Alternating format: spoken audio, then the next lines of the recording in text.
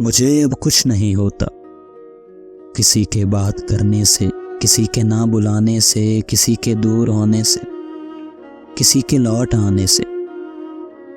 किसी के आंसुओं से या किसी के मुस्कुराने से, किसी के झूठ कहने से, किसी के सच बताने से, किसी के रूठ जाने से, किसी के फिर मनाने से, किसी के सब सुनाने से, किसी के कुछ छुपाने से मुझे अब कुछ नहीं होता। किसी का ख्वाब टूटे या किसी की नींद गारत हो, किसी का दिल मुझे चाहे, किसी को मुझसे नफरत हो, बड़ा गंदा हो जग का या भला का नेक फितरत हो, बहुत ही वाजिबी हो या बहुत ही खूबसूरत हो, मुझे कुछ भी नहीं होता। मेरी सांसें तो चलती हैं, मेरे एहसास मुर्दा हैं,